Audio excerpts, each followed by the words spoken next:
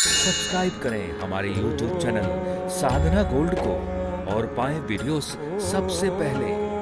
Bell icon दबाना ना भूलें। एक सुंदरदास जी महाराज की बड़ी सुंदर कथा आती है कि एक नवयुवक उनका चेला था। 20 वर्ष की उस नवयुवक की आयु थी। बड़ा प्रेम था, संसार में बड़ा बंधा हुआ था। पर सुंदरदास जी महाराज ये सुंदरदास जी की कथा है उनके बचपन की, कि वो 21 वर्ष की आयु के थे तो एक साधु के पास जाया करते थे। उनकी कथा, उनके वचन का उन पर प्रभाव पड़ गया। तो अब वो प्रतिदिन जाते थे, कीर्तन करते थे। घर वालों को अच्छा नहीं लगता था तो खूब डांटते थे। खेती पे काम किया कर, क्या बाबा जी के पास बैठा रहता है झमेले में। पर वो उनका मन था, चित्त था। तो घर वालों ने जल्दी के चक्कर में कहीं बाबा जी ना बन जाए तो 24 घंटे बाबा के पास रहता, तो ब्याह करा दिया। तो ब्याह करा दिया, ब्याह की बात हुई, लगुन टीका हो गया। तो लड़का मिठाई लेके आया, गुरुजी अब हमारे ब्याह होने वाला है। तो गुरुजी ने कहा, अच्छा ब्याह होने वाला है तो बेटा अब तो तुम माता पिता से गए। क्या कहा? अब तो तुम माता पिता से गए। उन्होंने कहा गुरुजी ऐसा क्यों बोलते हो? हाँ बेटा सही है ये।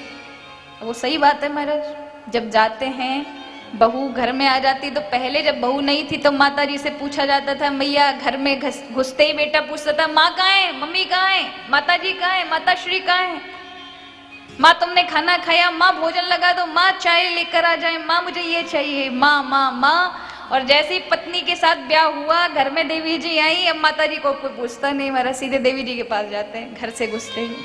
अब माँ को तो हालचाल भी नहीं पूछते, तो माता पिता से गए। आज कुछ दिन के बाद ब्याह हुआ, उस लड़के ने कम आना आरंभ कर दिया। बेटा हुआ, लड़का फिर मिठाई लेकर गया। गुरुजी बालक हुआ है। गुरुजी ने कहा बेटा अब तो तुम पत्नी देवी गए। ये सुन करके उनका, गुरुजी क्या बार बार बोलते रहते हो, कभी कहते हो माँ बाप से गए, अब कहते हो पत्नी से गए।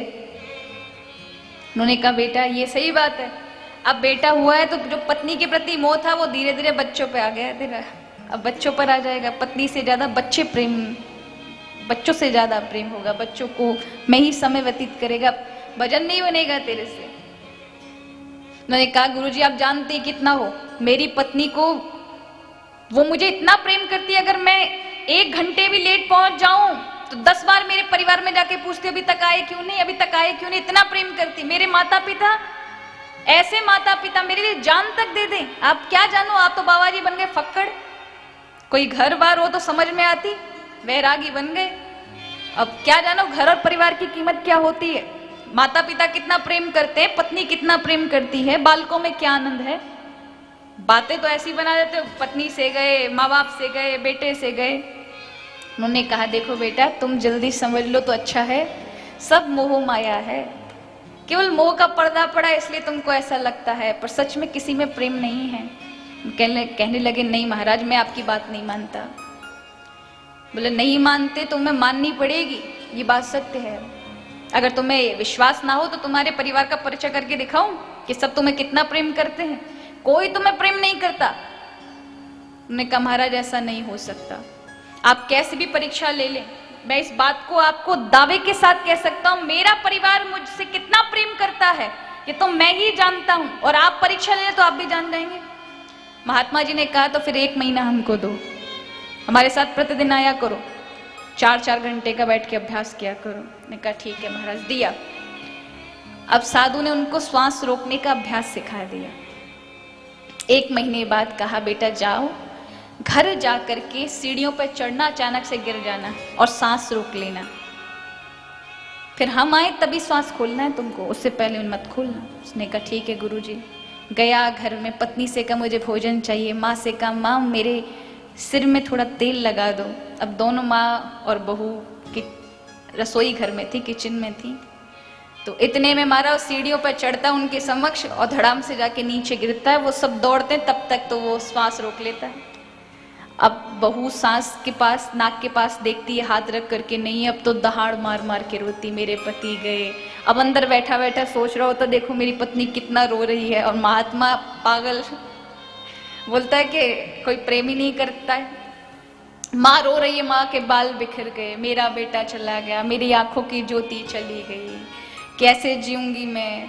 पत्नी रोने लगी, मैं तो विधवा बन गया, मेरा जीवन कैसे कटेगा इनके बिना। बाप भी बूढ़ा रोने लगा, गिर पड़ा, बेहोश हो गया। पूरे गांव पड़ोसी, अरे इतना अच्छा छोरा था, कैसे चला है, भगवान भी कैसा है, ऐसा दुख दिया। बताओ बेचारे बच्चे को, क्या बिगाड़ा था। बड़ा अन्याय करते हैं भगवान। अब इतने में बहुत देर तक हो गया, तब महात्मा जी आते घूमते घूमते, और महात्मा जी ने देखा भीड़, वो तो उनकी प्लानिंग थी ना, वो आते हैं भीड़ को रोक, तो क्या हुआ भैया। सभी कहते हैं महाराज आपका चेला मर गया। वो कहते हैं कैसे। बोले महाराज अच्छा वाला था, भोजन बनवाने के लिए कहा बहू से, और माँ से कहा सिर में तेल लगा, और अचानक से सीढ़ी पे चढ़ा, गिरा और फट प्राण निकल गए। महाराज देखो आपका इतना लाडला चेला, इसकी ऐसी स्थिति हो गई है। आपकी बड़ी सेवा करता था, आप कोई भजन पूजा का कुछ करो। जब देखा उन्होंने कहा बहुत ज्यादा ही दुख है। अच्छा एक काम करो, हम करते हैं कुछ, 1 किलो दूध में खीर बनवाओ, रबड़ी की तरह लच्छेदार, मीठी होनी चाहिए मेवाओं से, अभी की अभी, तुरंत की तुरंत, आधा घंटे में चाहिए। इतना सुनते ही महाराज बहू दौड़ी दौड़ी गई, सुंदर सी रबड़ीदार खीर बना लाई। संत जी ने एक पुड़िया अंदर जेब से निकाली, उसमें कुछ डाला और आंख बंद करके बैठे, फिर फूंक मारी और कहा कि देखो इसमें मैंने वो सब चीजें मिला दी हैं और मेरे मंत्रों की साधना है। सबसे पहले पिता से जाकर कहा, आपका बेटा आपको बहुत प्रिय। बोले महाराज अब मैं कैसे जीऊंगा इसके बिना, मेरा सब कुछ लुट गया, मेरा बेटा ही सहारा था। मैंने अपनी बुरी आंखों से कभी नहीं सोचा था कि ऐसे समय पे अपने बेटे का मरना देखूंगा, इससे अच्छा ईश्वर मुझे उठा लेता इससे पहले। उन्होंने कहा एक काम करो, ये जीवित हो जाएगा, तुम खीर पी लो।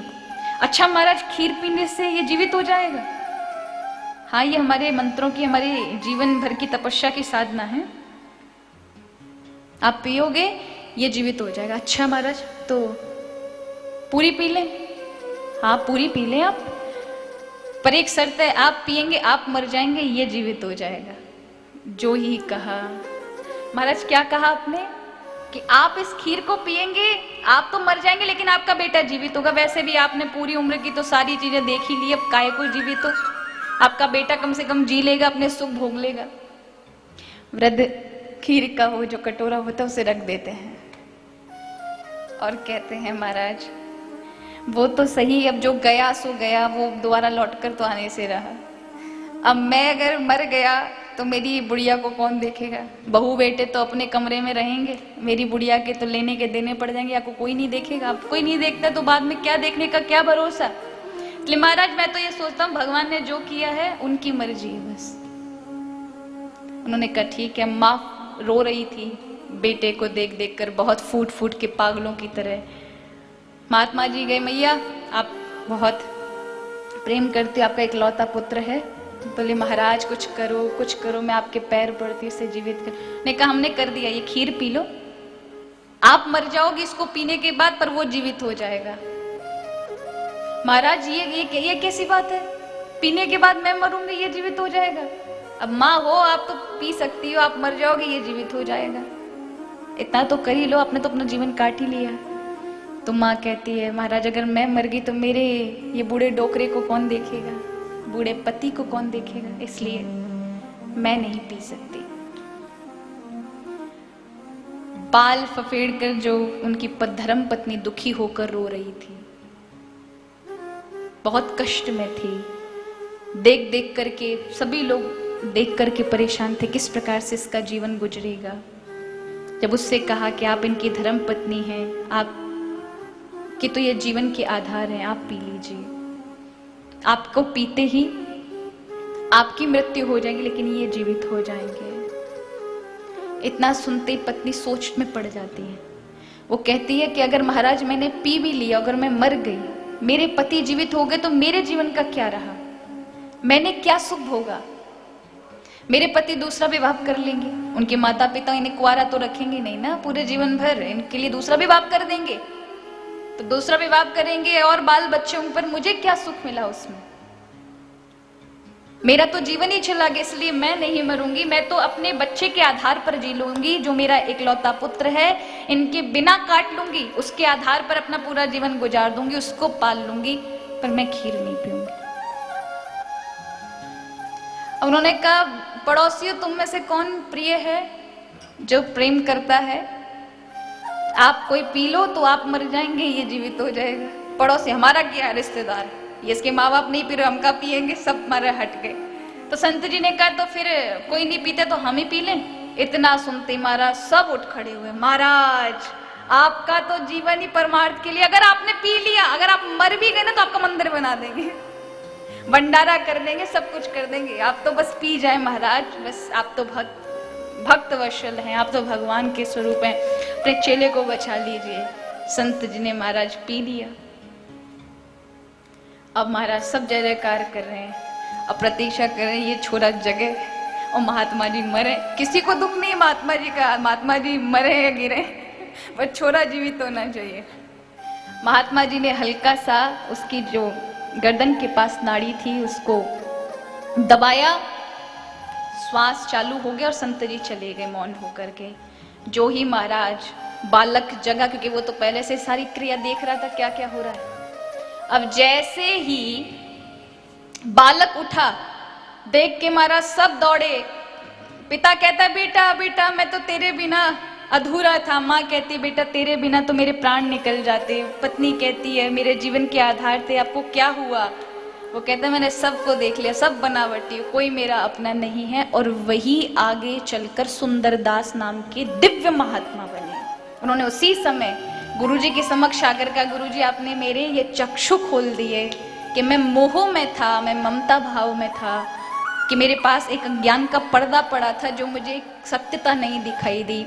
क्योंकि इस संसार में प्रेम तब तक है जब तक कि आपसे किसी का स्वार्थ जुड़ा है, चाहे वो कोई भी रिश्ता हो सकता है, माँ पिता भाई बहन, आपकी पत्नी आपके पति आपकी संतान। जब तक आप उन्हें उनके स्वार्थ को पूर्ण करते हुए प्रेम करें तब तक आपको प्रेम करेंगे, लेकिन उनका स्वार्थ पूरा ना हुआ तो वही आपके विरोधी नजर आएंगे ना। अब आप बताएं, अगर आपने अपने बड़े भाई के मन का सा काम नहीं किया और मन के विपरीत थोड़ा भी हो गए तो वही भाई आपके वैरी बन जाएंगे जो कल आप पर जान छिड़कते थे। पत्नी ने अगर आपकी मर्यादा अनुसार कार्य नहीं किया, उससे अलग हटकर किया, तो आपको नफरत हो जाएगी अपनी पत्नी से। और ऐसा ही होता है, बेटे ने अगर मर्यादा के उल्लंघन काम किया तो बेटे से नफरत हो जाती है। हम स्वीकार नहीं करते पूरे जीवन भर। वो प्रेम कहां गया? क्योंकि जब स्वार्थ सिद्ध नहीं होता, और यही बात याज्ञवल्क्य मैत्रेय से कहते हैं कि संसार में जो भी लोग प्रेम करते हैं ना, वो अपनी आत्मा को, अपने आप को खुश रखने के लिए करते हैं, कि वो चाहते हैं कि सामने वाला उनकी तरह से काम करे, वो जैसा चाहते हैं वैसा करे, तब तक तो वो उनका प्रेम बना रहेगा। लेकिन जैसे उनके विपरीत हुआ तो उनका प्रेम तो तत्क्षण नष्ट हो जाता है, तत्क्षण नष्ट होता है।